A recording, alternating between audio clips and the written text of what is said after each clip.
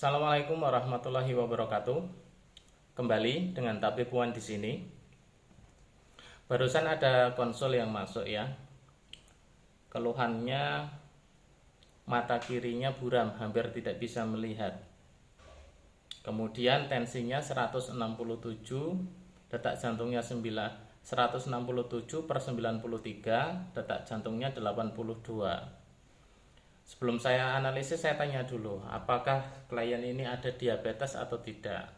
Ternyata tidak ada.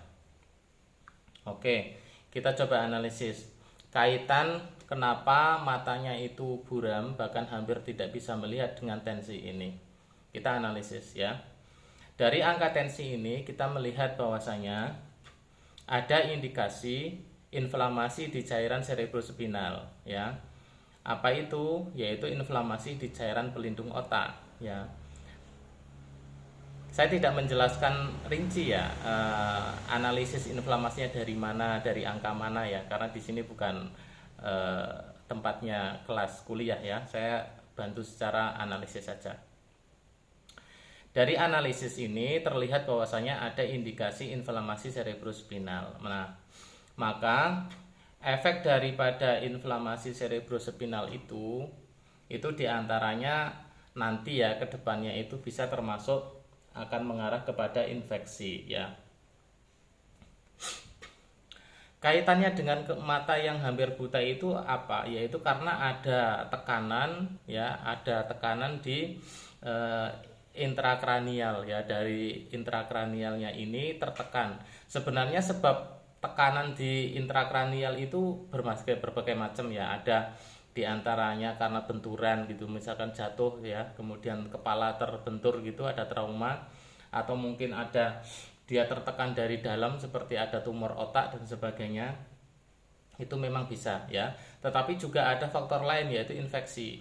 Nah, kalau saya analisis dari dua hal yang sebelumnya jelaskan tidak ada benturan, tidak ada tumor juga, maka angka yang paling dekat untuk analisis adalah adanya infeksi ya. Karena saya lihat dari angkanya tadi itu kan ada sedikit gambaran peningkatan leukosit ya, sel darah putih dari angka tensi ini yang barusan yang sedang kita analisis ini. Itu ada indikasi peningkatan leukosit. Nah, peningkatan leukosit inilah yang menjadikan infeksi nanti di cerebrospinal. Nah, gejalanya diantaranya adalah itu kurangnya penglihatan, bahkan termasuk nanti pada ya bisa mengarah kepada kebutaan ya. Tidak hanya itu sebenarnya, ada juga indikasi yang lain seperti seseorang itu nanti akan mulai sering ada kehilangan kesadaran, baik pingsan atau hanya sekedar ngeblank beberapa saat begitu ya. Karena dulu juga pernah saya itu ada yang konsul itu lagi sholat, sujud, kadang tiba-tiba ngeblank beberapa menit gitu ya. Ya nggak tahu sama sekali dia, nggak kerasa ngapain aja, tapi selama ngeblank itu dia bergerak, dia beraktivitas. Ya, ada yang saya saksikan itu ketika lagi sholat Jumat, ya dia berdiri, yang lain sedang duduk atau ya dia berdiri, tengok kiri, tengok kanan seperti itu. Dan selesai sholat ya begitu dia sadar ya dia nggak tahu kalau tadi itu ngapain ya. Malah dia pesan ke saya, besok lagi kalau lihat saya begitu nanti saya disuruh duduk aja, diingatkan, karena dia sendiri sudah paham ya kalau dirinya itu mengalami masalah ini dan akhirnya sering terjadi hal seperti itu. Nah, bagi orang yang tidak paham kan dikira aneh gitu, lagi sholat berdiri tengok-tengok, ternyata dia memiliki masalah di sini ya. Ini yang saya hadapi secara langsung ya, yang ada di hadapan saya. Nah, yang dikonsulkan tadi kan jarak jauh, dia jauh di sana, saya tidak tahu sampai seperti apa tahapannya kehilangan kesadarannya. Yang jelas intinya adalah analisis itu menunjukkan adanya inflamasi di cerebrospinal tadi ya. Maka karena ini termasuk kondisinya cukup ya, bisa dikatakan cukup berat gitu ya, maka ya saran saya harus ada dibantu dengan ramuan dari dalam ya. Ramuan itu nanti saya racikkan sesuai dengan analisis ini, jadi makanya saya nggak nyarankan untuk beli ramuan herbal apa di luar sana, karena kalau mau pendampingan ya ramuan itu harus sesuai dengan apa yang dianalisis ya, berbeda dengan hanya sekedar mencari diagnosa atau analisis begitu ya.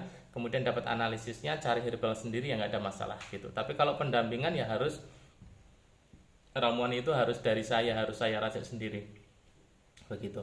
Nah barangkali nanti ada teman-teman juga yang merasa seperti itu, ada kelainan-kelainan begitu ya, tiba-tiba aja matanya kayak seakan-akan tuh burem bahkan hampir buta, tapi nggak ada keluhan diabetes, nggak ada perkara benturan, nggak ada masalah yang lain juga.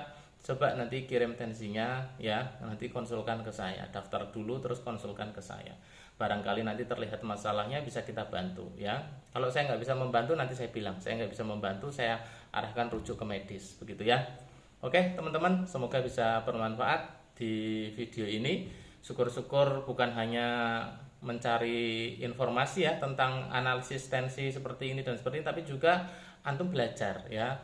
Kamu belajar teknik ini, kamu belajar di kelas Akademi Analis Tensimeter supaya nanti bisa menganalisis. Nah, semakin banyak ahli analisis tensimeter yang ada di Indonesia khususnya, maka semakin akan memudahkan teman-teman yang konsultasi secara online. Barangkali tidak semua orang kan punya rezeki lebih untuk datang ke tempat kita untuk transportasinya, biaya makannya. Maka dengan adanya metode ini cukup konsul dari rumah dan simple insya Allah. Oke, assalamualaikum.